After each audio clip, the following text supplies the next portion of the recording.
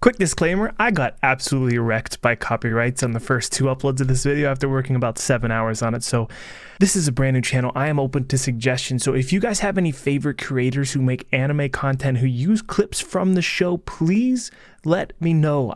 At this point, I'm just kind of crawling to see where the lines are, so I apologize. I'm going to use screenshots of this episode instead of full clips from the show. Unfortunately, they slammed me pretty hard, so if you could please, in the comments below, just recommend me some good stuff to look at and to watch so I can kind of have an idea of how I can create really good creative content for you guys without getting worldwide blocked immediately. So I appreciate it, and without further ado, man, episode 65, what the frick, here we go. Warhammer Titans, top WTF moments. This is just anime, so please no manga spoilers. Right off the bat, the episode starts with Willy, Tiber, and his entire family of Rugrats as he says his goodbyes to everybody, but we get some major last goodbye vibes when he leans into his wife and says, "I'm sorry, take care of the kids." Both of them have teary eyes, so deep down, we know that they know. And we find out pretty soon on his buggy ride into the city that he suspected his enemies were already there. So the entire declaration of war festival in episode 64 and his entire speech, Lord Tiber was setting bait in a trap. He knows that by sacrificing himself and all of the military leaders publicly, it'll be too sweet of an offer for his enemies to pass up. By bringing everybody who might be targeted into one area and clumping them close together, anybody who might be hiding amongst their citizens will show themselves. After their conversation agreeing that both sides are the devils, we get a quick fast forward back to Eren on stage right where we left off, who wastes no time to sprint directly at the crowd, and man, he looked like a kid in a candy shop with his mom's credit card and absolutely no consequences. He straight up double elbow drops into the crowd and just starts Hulk smashing everybody. Eren loses his mind. Among many casualties, Zofia is the first named character we see crushed under some rubble, and right beside her, Udo tries to help her get out and he's trampled. Again, it doesn't take this episode very long to heat up. Then off the stage to the left, we see Willy's sister Lara. Surprise! She begins transforming, so now we know she was the one that was holding the Warhammer Titan, and we finally get our first look at it. And she looks awesome. But before we can even see her fully transformed, Eren sucker punches her teeth out. We may have been waiting for 2 episodes for this moment, but Eren has been waiting 4 long years. He just continues to pummel her with some Khabib Nurmagomedov ground and pound until there's a little sparkle in her eye. When out of nowhere, Eren gets gored by a giant serrated pillar of Titan skin. It goes right through his stomach and lifts him up for everybody in the town to see, like Whoville's Christmas tree, and Eren Yeager is the star on top. He can't move. He's completely immobilized for the time being, and we already see the Warhammer needs a few nerfs next patch. A little bit OP.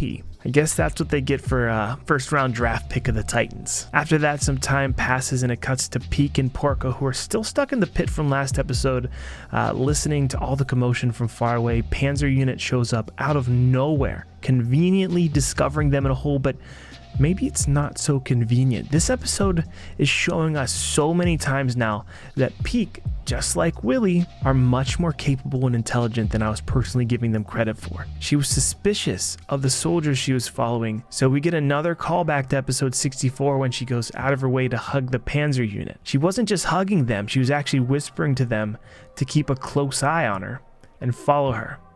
Brilliant play. It lets us know that this side is made up of unique humans and strategists as well, not just Eren's team. And I might be simping a little bit for the quadrupedal Titan guys. I'm not sorry about it. Smoky eyes, big brain plays, and 4 legs.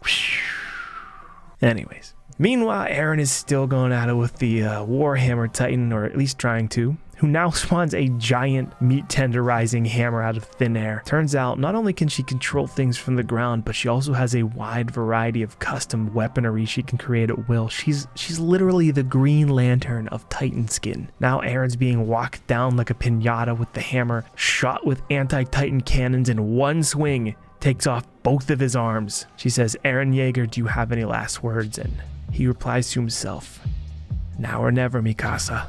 Mikasa shows up for the first time in season 4 with fully upgraded Titan spears, and all of the scouts are with her, decked out in the sick all-black special ops gear to save him. I really love the exchange between Mikasa and Eren here. I know they don't get much time to talk, but they finally get some time, and it seems like Eren has been there kind of on his own. He's kind of going rogue for personal reasons, and Mikasa asks him to please come home. It makes me wonder, what the heck have we missed on Paradise Island the last 4 years? I haven't read the manga, so again, please no spoilers, but I can't wait to find out, man. More importantly, to the kid who was manipulated into sending all the messages to his comrades. Man, I'm glad I called that guy. A few scenes later, Mikasa points out to Eren, "Do you realize what you're doing? You killed civilians and children. You've done things that can't be undone." It's showing a parallel now, again, between Eren's attack on them at this festival and the original attack from the pilot episode on his town. Except this time, he is the one who seems like the murderer. He is the one seemingly unprovoked. Again, they're taking time to show us how messy this entire situation is and how nobody is entirely good or entirely evil, and war doesn't discriminate. Both sides always lose. There's not even enough time for him to process his feelings right now, though, because Lara is still alive. Even after Eren smashed her face in, even after Mikasa blew up her nape, she's now spawning in a crossbow. Seems like ranged weapons aren't out of the question either. But since Eren is now the bad guy, we get more and more direct correlations to Gabi. She's now lost 2 of her best friends in the attack because they unfortunately couldn't save Udo, so Gabi rushes at the front line to help in any way she can. One by one, the Marleyan soldiers refuse her and tell her to go home and stay safe, but one by one they are sniped by Sasha and the scouts. With nobody left alive to tell her no, it seems like Gabi is experiencing exactly what Eren and Mikasa did that day. She is scarred, she is angry, and yet again, the cycle of hatred will continue. And I think she got a good enough of a look at some of them to hold a grudge, unfortunately. But now it's Mikasa's turn to take on the Warhammer for a spin. While she buys time, Eren's standing back and watching evaluate all of his enemies. It hits him quickly that when the Titan appeared, its body transformed not entirely but from the feet up, which is unusual. Eren can then see it has a sort of umbilical cord attached to it, feeding it power from below the stage. So he transforms back into a Titan, which by the way seems effortless. Like, this is definitely Eren 2.0 we're watching fight.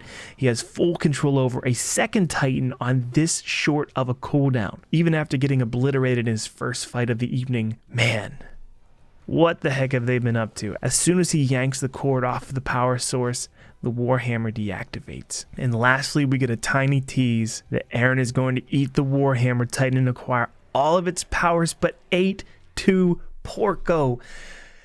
Don't blink, because every shot of this is choreographed so well. Porco bites at Eren's nape, but Levi out of nowhere says hello like Kenny taught him how to and disables Porco's jaw. We see Porco confused, just like the Beast Titan was in season 3. What? I can't bite? Is this the Ackerman I heard so much about? So he retreats, but even his hand is blown off the top of the building by another well-placed thunder spear. Every step is so specific. The choreography in this is amazing, and the episode fades out with the well-lit night being blacked out by the battalion of scouts. For everything that they've suffered through, for all of the lies they've been fed, this was their night to fight back. So now I ask you, in the comments below, let me know who you are most excited to finally see in this episode. Is it Warhammer reveal? Or are you just happy to see Levi again? Let me know. I'm actually very new to anime in general. I've only been watching it for about a year and a half or so. So this is where I get to come to talk about it with all of my internet friends. So please don't be shy. I'll read every single comment. Welcome me to introductory weeb stage, and I have a lot more fun Attack on Titan content coming out soon, so stick around. I'll see you next time, and someone give that 4-legged babe my number. Thanks for watching.